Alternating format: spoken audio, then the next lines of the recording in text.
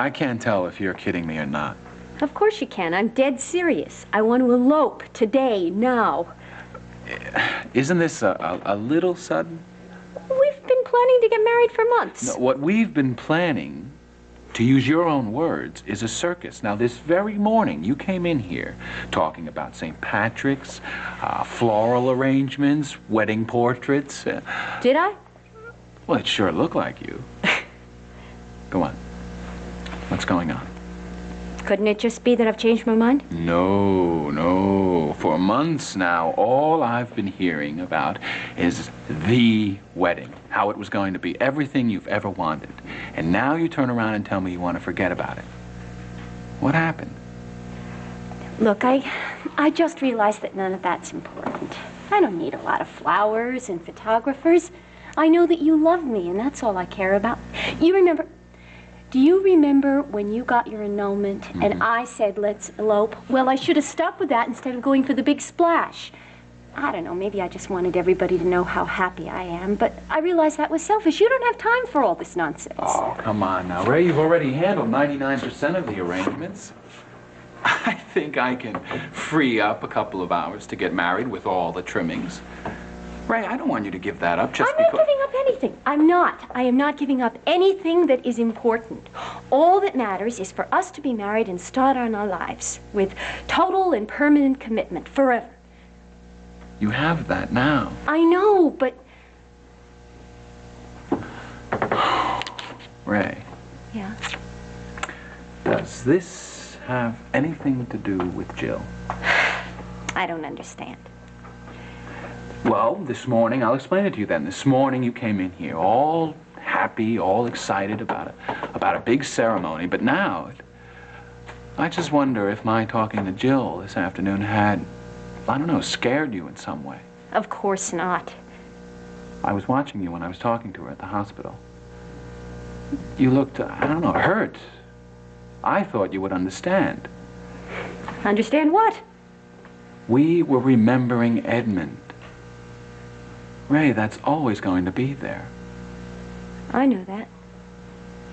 He was our son, okay? We both loved him. And I'm sorry if it hurts you, but that's how it is. Yes.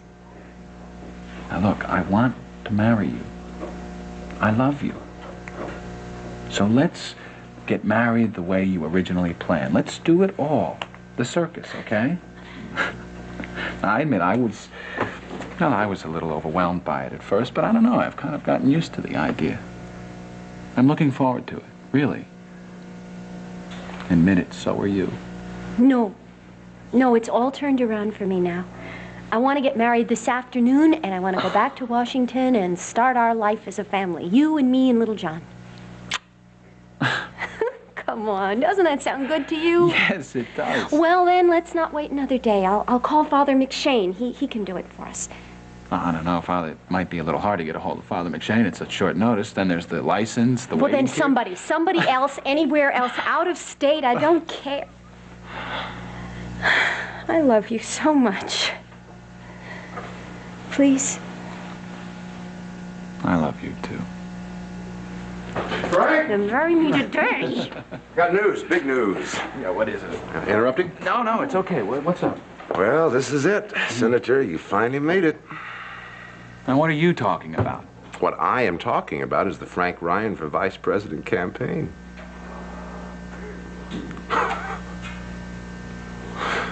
Well, how's it feel?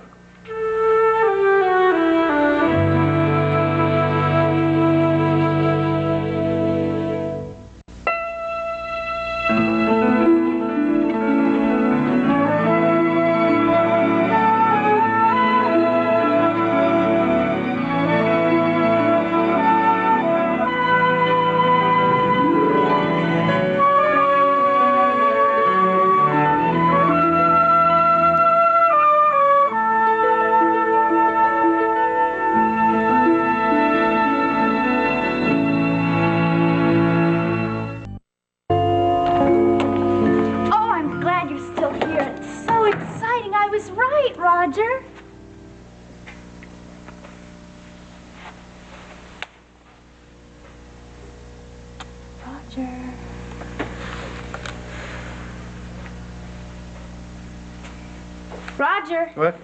What happened? you were sleeping. Yes, it was a voluntary act. Well, I thought maybe you were having a nightmare or something, the way you were tossing and turning. Thank you. Good night. Roger, you can't sleep at a time like this. Time like what? It's so exciting. I was right. I don't know why I didn't think of this before, but I have come up with the perfect solution for breaking up Pat and Nancy. What, the new resident? Yeah. Bernie Marks. He's perfect for Nancy. He's Jewish. He isn't married. He's tall. He's good looking. Well, he's not a stunner, but he's all right. He's everything I could have wanted. For Nancy, I mean. And I found him. Everybody's going to be so happy. Particularly May? She'll be so grateful. She'll never stop loving me. Well, isn't it wonderful? I'm not so sure. Why not? I told you why not. I don't like the idea of you meddling. But I'm not meddling. I'm concerned. Besides, this won't hurt anybody. It's a wonderful plan, and I thought of it. Not to burst your bubble, Delia, but it's not the most original plan in the world.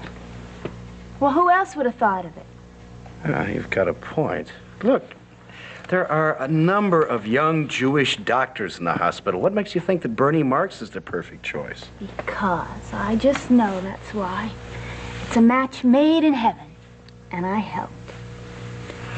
Now, the next step is up to you. Me? Well, I found them. You can't expect me to do everything. See, what we have to do now is get Nancy and Bernie to meet, and that's where you come in. I thought maybe you could fix Bernie's schedule so that he's put on Dave Feldman's case. You can do that, can't you? Well, I'm sure I could, but I don't... Well, then. But I don't know if I want to. Delia, what makes you so certain that this plan is going to work? For all you know, Bernie and Nancy might wind up hating each other. You know, Roger, sometimes you have a very negative personality. But we'll talk about that another time. Right now, I just want to get them together as fast as possible. I know the minute they see each other, things will happen. My negative personality still tells me that I don't like the idea of your interfering in people's lives that way. I mean, other ways are okay, but breaking up a love match, I don't know, it's contrary to the pleasure principle. But, Roger, it's not, see? Everybody will have much more pleasure in the long run. And they'll thank us. Come on, Roger. Come on. Am I supposed to carry you? Will you please stop yanking my arm? Stop with the piercing voice and the hassling? I'm sorry I woke you. Could we please just see about Bernie's schedule?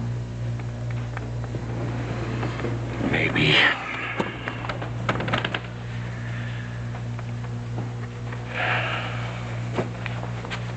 Oh, Roger, if Bernie happens to mention something about me owning a building, just ignore it. He might be a little confused. You all set?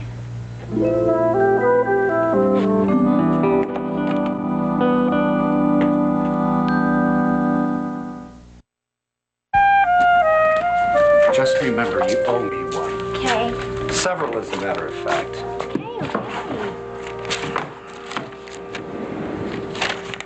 Forget it. Fine. No, I mean, forget about it. Just find Bernie fast. I don't know where he is. Nancy! I don't hate him or something.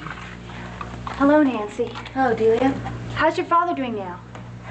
He's a little better, thank you. Yeah, Roger was telling me about the surgery. He said it went really well. I'm glad, you know. Well... Well, excuse me, I was just about to go. Well, wait a second. You can't. Why not? Well, isn't the rabbi in there? Isn't it supposed to be private or something, like confession?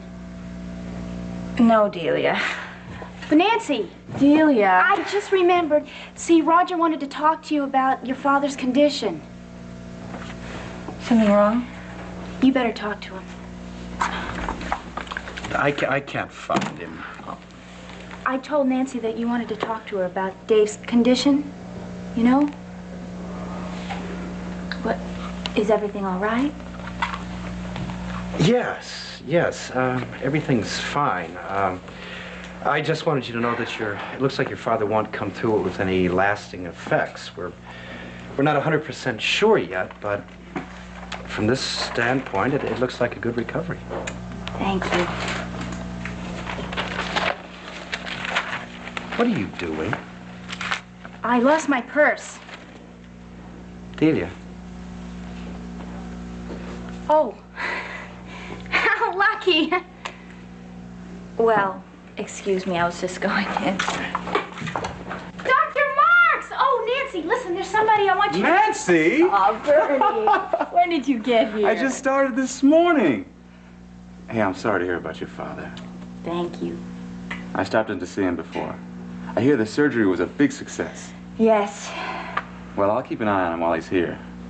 Thank you. I was just about to go in. Good. And give my love to your mother. I'll do that. I'll talk to you later, All okay? right. Bye-bye, honey. Thanks a lot, Roger. You know her? Well, I should. She is my first cousin. Actually, I'm real glad I ran into you. When do you think you could show me that apartment? I sold the building. You have come through this surgery beautifully, David. You're going to be well. He knows. He understands. Dave, Nancy came home with me last night. She was such a comfort. And you're going to come home soon, and we'll all be together again. Everything's going to be all right. We'll leave you alone for a few moments, Rabbi. Thank you, Brian. We'll just be outside.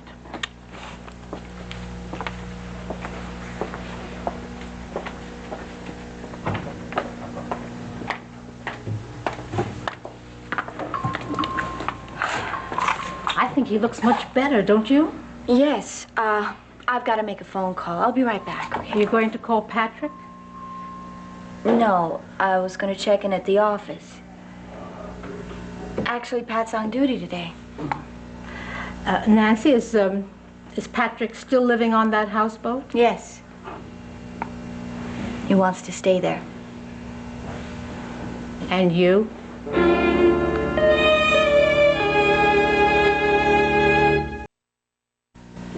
Vice President? Yeah. Bob, I still don't know what you're talking about. Well, I got a call from Phil Garrett this morning from the wire service. He wants to know what's going on. Now, apparently up in New Hampshire, there's a group that's organized a Frank Ryan for Vice President committee. Did you check it out? Yeah, it's true. I mean, it's a small operation, but they got a storefront going. They're printing up posters, everything like that. I don't believe it. Where are they getting the money from? Cake sales? Come on, that's the way these grassroots things usually start. Door-to-door fund drives, donations. Now, Phil says there's a marketing executive up there from a big electronics firm. Now, he's hot on you, so he's going to head the whole thing. Did you get a name? Well, what difference does his name make? Isn't it wonderful? Amazing, isn't it? Amazing is not the word for it. Well, what's the matter? I figured you'd be happy, Frank.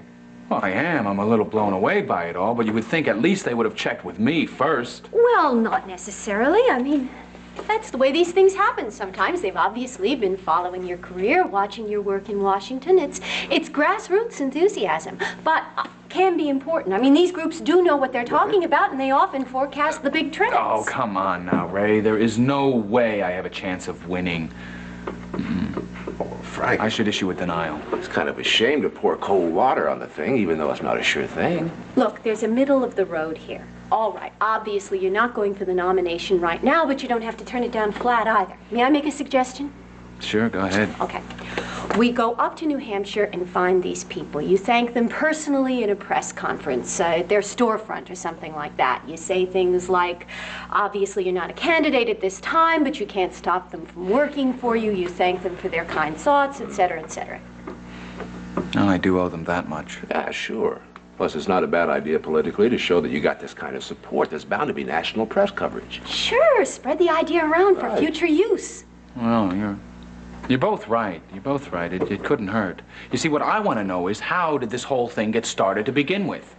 Well, I could I could have my people check into that if you really want me to, but however it got started, isn't it wonderful? And I mean, let's not lose the momentum. Right. It's an incredible opportunity. Let's do it. Today. We'll get married this afternoon and then we'll head straight for New Hampshire. Wait. Married. What's going on? Frank and I are eloping. Well, when did this happen? Oh, it hasn't. We've just been considering it. Oh, but darling, it's a wonderful situation. We could go up to New Hampshire, take a few days off, rent a cabin. Please. Mm-hmm. Yeah, give me a minute, would you? You do want to do it. I do. Let's. You see, first of all, there's the meeting for Edmund's memorial. Now, Jill arranged it all. We promised that we'd be there. I can cover for you. Sure, of course. All the information on the project to date is in a file in George's office. Oh, I'll take care of it. Sure. Isn't it wonderful? Oh, yeah, it is. But? I don't know. Things have been happening a little too fast today. It's a chance of a lifetime. I know. You'd be in the national spotlight. It could be a whole new direction for your career. And a new start for us. I'd go up there as your wife.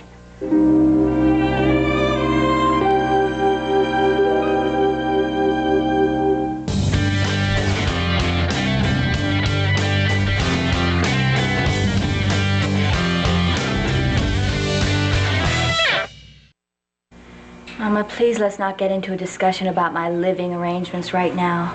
I don't want to argue with you. Do you think that's what's going to happen? Could? Come, sit down with me a minute.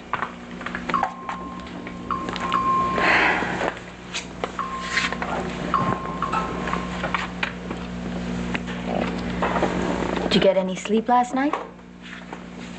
Well, maybe a little, I don't know. I heard you moving around the apartment. It was late. I'm okay. It was so good to have you with me. And it was so nice to know that you were back home again. You're such a comfort to both of us. Now, Daddy can't tell you, but I know that he feels that way too. Thank you. I'm sorry about what happened last night. I was very upset, and I may have said some things that maybe I shouldn't have. Mama, you don't have to apologize to me. See, you're not to blame for what happened to your father. In my head, I know that you would never do anything in this whole world to hurt him in any way.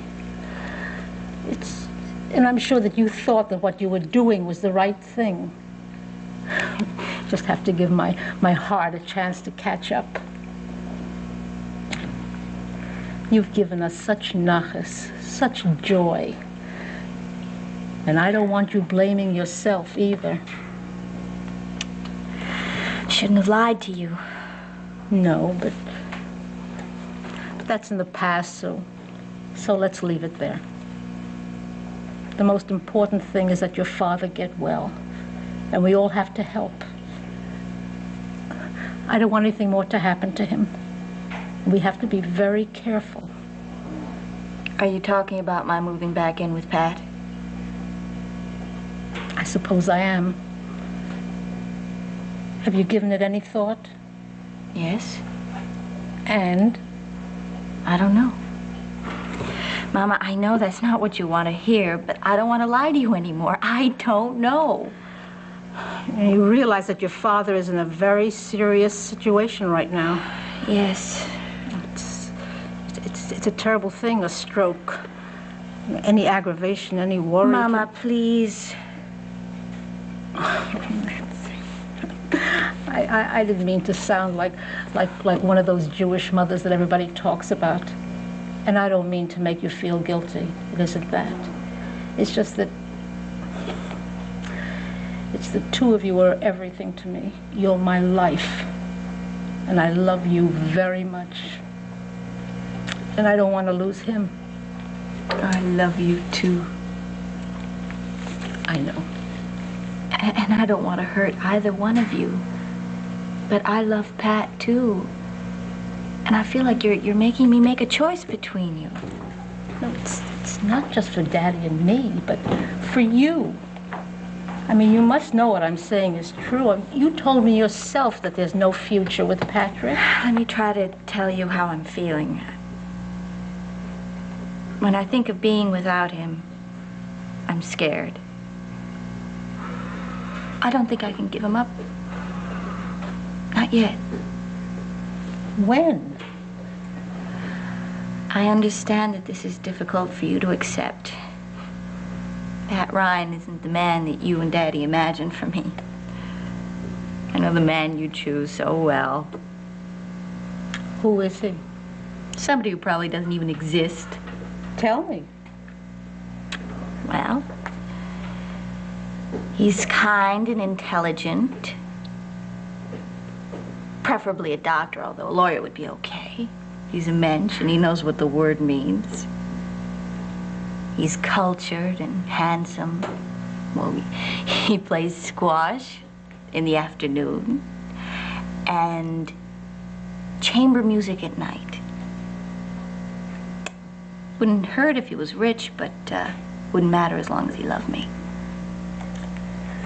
And did I mention that he's Jewish?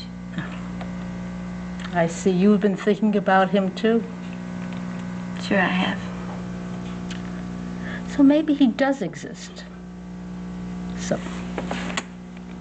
where shall we find him? Mom.